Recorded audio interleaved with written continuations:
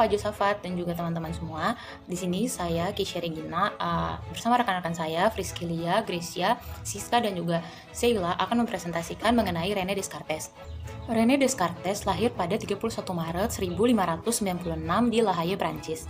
René Descartes merupakan anak dari pasangan Joachim Descartes yang merupakan ketua parlemen Inggris dan Jane Brochard. Ayah dari René Descartes ini merupakan ketua parlemen Inggris serta memiliki tanah yang luas. Nah, saat ayahnya meninggal, beliau menerima warisan dan warisan tersebut dijualnya. Kemudian hasil penjualannya itu diinvestasikan sehingga René Descartes ini mendapatkan sekitar 6 atau 7 ribu franc per tahunnya. Nah, René Descartes sering disebut sebagai bapak filsafat modern karena atas jasa-jasanya terhadap ilmu filsafat. Tidak hanya itu saja, beliau juga dikenal sebagai Renatus Cartesius karena dia sebagai pencipta dari sistem koordinat Cartesius yang mempengaruhi perkembangan dari ilmu kalkulus modern. Nah, kemudian René Descartes ini dia menempuh pendidikan di Universitas Jesuit di La Flèche sejak tahun 1604 sampai 1612. Nah, pengalaman yang dia dapatkan di sana itu memberikan dia dasar-dasar matematika modern. Walaupun sebenarnya pendidikan itu kampusnya dia itu merupakan berada pada bidang hukum gitu. Nah, pada tahun 1612 René Descartes ini meraih gelar sarjana hukumnya. Nah, kemudian René Descartes wafat pada 11 Februari 1650 karena pneumonia.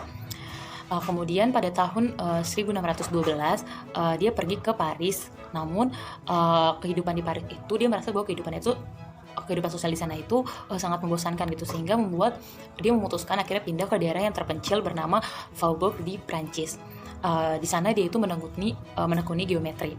Nah, namun pada akhirnya ketika dia mengasingkan diri, teman-temannya itu akhirnya menemukan dia di sana, sehingga dia memutuskan untuk mengisolasi dirinya sendiri dan memutuskan untuk mendaftarkan diri sebagai tentara Belanda pada tahun 1617.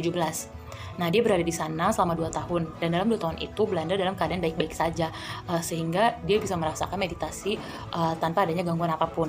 Nah, namun setelah itu terjadi perang 30 tahunan, sehingga mendorong dia untuk mendaftarkan diri menjadi tentara Bavaria pada tahun 1619.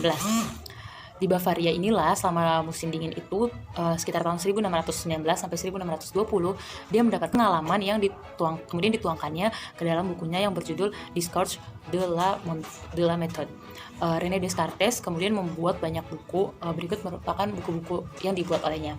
Yang pertama yaitu Rules for the Direction of the Mind. Nah, buku ini tuh memberikan garis-garis besar dari metode-metodenya.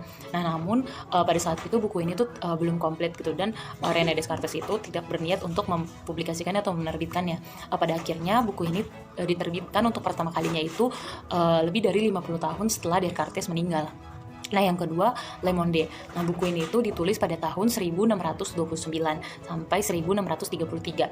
Nah, buku ini itu menjelaskan mengenai hukum metafisika, fisika, dan biologi. Selanjutnya, Meditation on First Philosophy. Nah, buku ini itu diterbitkan pada 1641. Dan umumnya buku ini itu dianggap sebagai titik awal untuk filsafat barat modern. Nah, selanjutnya, Discourse on Method. Buku ini merupakan lanjutan dari buku sebelumnya. Kemudian warisan matematika yang ditinggalkan oleh René Descartes, yaitu Cartesian atau geometri analitik.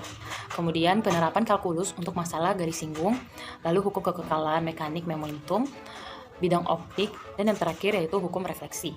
Selanjutnya, ide-ide dari René Descartes, yaitu pandangan mekanisme mengenai alam semesta, sikapnya yang positif terhadap penjajakan ilmiah, tekanan yang diletakkannya pada penggunaan matematika dalam ilmu pengetahuan, selanjutnya pembelaannya terhadap dasar awal sikap skeptik, dan yang terakhir penitik pusatan perhatian terhadap epistemologi. Baiklah, sekarang kita masuk kepada prestasi yang dicapai oleh Descartes. Yang pertama, Descartes menghasilkan filsafat yang cocok dengan era baru atau modern yang berada pada aliran rasionalisme. Salah satu filsafat dari Descartes yaitu di mana bagi René Descartes realita itu terdiri dari 3 hal. Yang pertama, benda material yang terbatas seperti optik fisik. Yang kedua yaitu benda-benda mental atau non material yang terbatas seperti pikiran dan jiwa manusia, dan serta benda mental yang tak terbatas yaitu Tuhan. Selanjutnya, Descartes menerbitkan beberapa buku, baik buku filsafat maupun buku matematika. Selanjutnya, Descartes juga dianggap sebagai penemu dari sistem koordinat Cartesius dan metode Cartesius dalam matematika. Nah, warisan matematika inilah menjadi suatu hal warisan yang paling abadi oleh Descartes dalam pengembangannya mengenai Cartesian atau analitik geometri yang menggunakan aljabar untuk menggambarkan geometri. Karya Descartes ini memberikan dasar untuk kalkulus yang selanjutnya dikembangkan oleh Newton dan Leibniz yang menerapkan kalkulus untuk masalah garis simbol, sehingga dengan ini memungkinkan evolusi pada cabang matematika modern. Selanjutnya, Descartes menemukan bentuk awal dari hukum kekekalan mekanik momentum, yang juga disebut ukuran gerak suatu objek, dan dibayangkan sebagai yang berkaitan dengan gerak dalam garis lurus dibandingkan dengan gerakan melingkar sempurna seperti Galileo yang telah melakukan berbagai persiapan itu. Descartes juga memiliki kontribusi dalam bidang optik di mana dia menunjukkan dengan menggunakan konstruksi geometris dan hukum refraksi yang juga dikenal sebagai hukum Descartes atau lebih umum hukum Snell yang menemukannya 16 tahun sebelumnya, bahwa radius sudut dari pelangi adalah 42 derajat. Descartes juga secara independen menemukan hukum refleksi yang terdapat dalam matematika. Berikut adalah beberapa hasil karya Descartes. Yang pertama yang saya lampirkan di sini adalah buku-buku yang diciptakan oleh Descartes, dan selanjutnya adalah warisan matematika yang ditemukan oleh Descartes, yaitu koordinat Cartesius yang menjadi konsep atau metode Cartesius sebagai pengantar dalam kalkulus.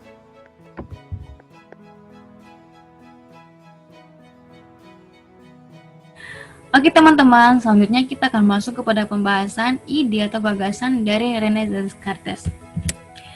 Ide atau gagasan dari René Descartes yang berpengaruh adalah yang pertama dalam bidang filsafat.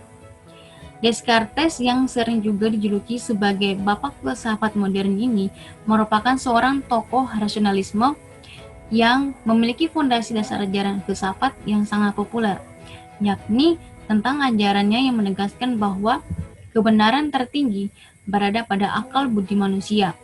Menurutnya, rasio merupakan sumber pengetahuan dan hanya rasiolah yang dapat membawa seseorang kepada kebenaran.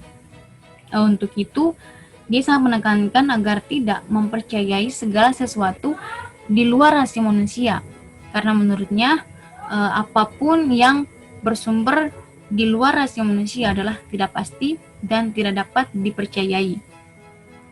Selanjutnya mengenai metode keraguan. Metode keraguan ini merupakan suatu metode yang digunakan Descartes dalam upayanya menyaksikan atau meragukan segala sesuatu. Hal ini berawal dari keinginannya untuk menemukan metode yang ampuh dalam mencari kepastian hakiki suatu pengetahuan dan memastikan bahwa sesuatu yang ada itu benar-benar ada dan bukan hanya sebuah khayalan semata. Nah, adanya saya yang ragu itu secara langsung membuktikan adanya saya yang berpikir, yang kita kenal dengan istilah cogito ergo sum. Jadi, apapun pemikiran tentang Tuhan atau tentang apapun itu merujuk kepada ada yang sedang berpikir. Nah, karena pemikiran itu pasti ada, sehingga ada yang berpikir itu juga pasti ada. Nah, sehingga dapat kita katakan, jika saya berpikir, maka saya ada. Nah, namun teman-teman, Descartes ini mengalami kesulitan dalam membuktikan gagasannya, sehingga dia menggunakan argumen ontologis tentang adanya Tuhan sebagai penyebab ide yang sempurna dalam pemikiran kita.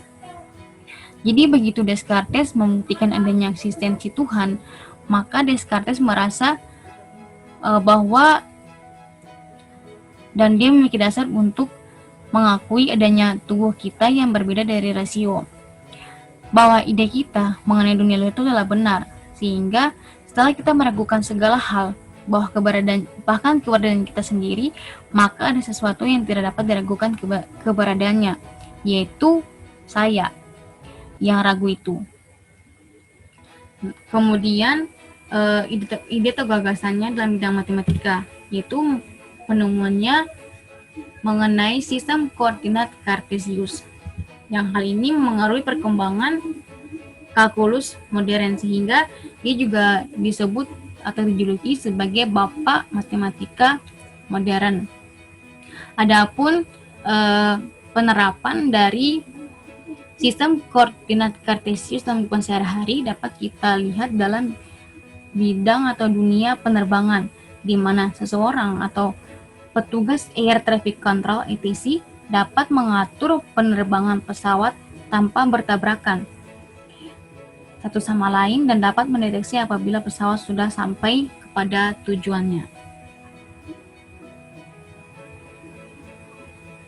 Baik, selanjutnya kita masuk ke dalam perspektif Kristen dari René Descartes.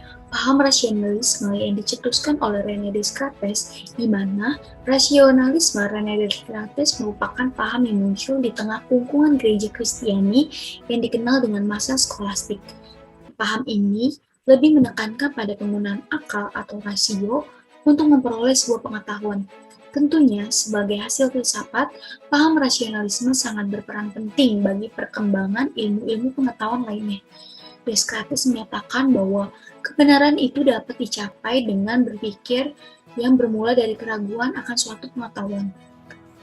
Paham filsafat dari René Descartes yang mendirikan suatu aliran rasionalisme berpendapat bahwa sumber pengetahuan yang didapat dipercayai adalah akal, di mana kebenaran berada pada akal budi manusia dan menjadikan akal sebagai alat untuk melakukan penalaran terhadap kebenaran. Kebenaran itu sendiri adalah salah satu kata atau hal yang harus diperjuangkan. Untuk mencapai suatu kebenaran, diperlukan berbagai macam cara berpikir maupun pembuktian.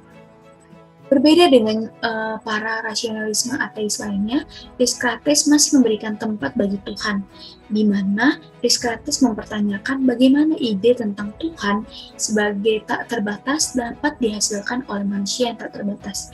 Jawabannya jelas. Tuhanlah yang meletakkan ide tentang dirinya di benak manusia, karena kalau tidak, keberadaan ide tersebut tidak bisa dijelaskan. Descartes adalah bagian dari kaum rasionalisme yang tidak ingin menafikan Tuhan begitu saja. Kaum rasionalisme pada umumnya menyelamatkan ide tentang Tuhan dengan asumsi bahwa Tuhan yang menciptakan akal kita adalah juga Tuhan yang menciptakan dunia. Tuhan menurut kaum rasionalisme adalah seorang matematikawan agung yang dalam menciptakan dunia, ia meletakkan dasar rasionalisme berupa struktur matematis yang wajib ditemukan oleh pikiran manusia. Hal tersebut harusnya menjadikan semangat baru bagi kita umat Kristiani bahwa setiap ide yang ada diberikan oleh daripada Tuhan, seperti pada tertulis pada Amsal 9 ayat 10, takut akan Tuhan adalah awal dari kebijaksanaan, dan pengetahuan yang maha kudus adalah pemahaman. Dari pengetahuan yang maha kudus ini, kita melihat bahwa Descartes, walaupun mendalami ilmu pengetahuan yang diantaranya, banyak orang-orang yang tidak mempercayai Tuhan, namun Descartes tetap takut dan hormat kepada Tuhan, serta melihat Tuhan sebagai sumber dari segala yang ada padanya. Benar, pengetahuan memang tidak boleh menggantikan iman, tapi bukan berarti mengonfrontasikan keduanya adalah tindakan yang benar, sebab kesetiaan sebuah pengetahuan tidak ada dan tidak akan salah jika dibangun di atas dasar yang benar, yakni iman yang benar kepada Allah.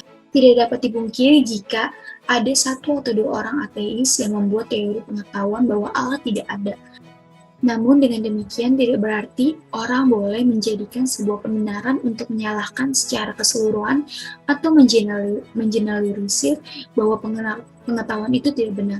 Karena Alkitab tidak menyebutkan bahwa pengetahuan itu salah atau haram.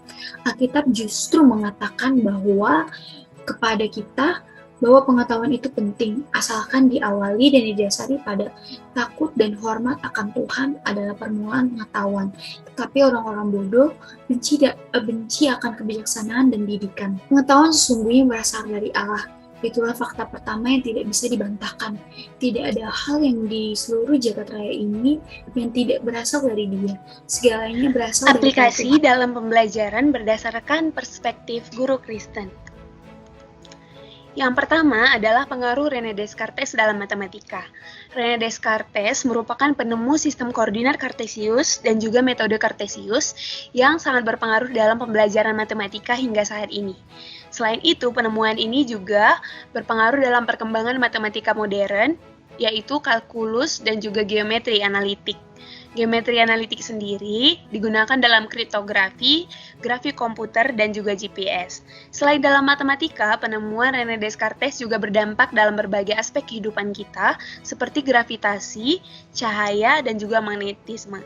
Dari sini kita dapat melihat bahwa René Descartes berperan penting dalam matematika dan juga membantu kita dalam mengajar nantinya sebagai calon guru Kristen. Karena penemuannya banyak digunakan dalam bermatematika. Yang kedua adalah ide René Descartes yang berpengaruh. Filosofisnya tentang keraguan, yaitu untuk mencari dan membuktikan kebenaran sebuah pengetahuan, tentunya didasari oleh keraguan atas pengetahuan itu sendiri. Menurutnya, aku berpikir maka aku ada. Menurut René Descartes, eksistensi sebuah objek dinyatakan karena adanya proses berpikir, sehingga ia mempercayai bahwa keberadaan manusia adalah satu-satunya yang pasti, karena manusia adalah makhluk yang berpikir.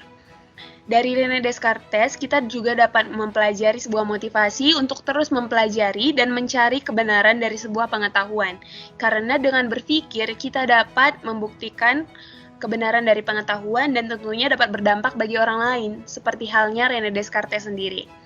Selain itu, sebagai calon guru Kristen, kita harus menyadari bahwa seluruh pengetahuan dalam dunia kebenarannya tidak ada yang kekal, termasuk dengan logika matematika itu sendiri. Hal ini perlu kita ajarkan kepada murid-murid kita nanti. Semua pengetahuan yang kita peroleh merupakan pengetahuan yang berasal dari Allah. Begitu juga dengan yang diberikan oleh René Descartes. René Descartes dipakai Tuhan untuk menyatakan pengetahuan matematika. Namun, René Descartes bukanlah sumber pengetahuan itu karena Allah adalah sumber kebenaran yang sejati.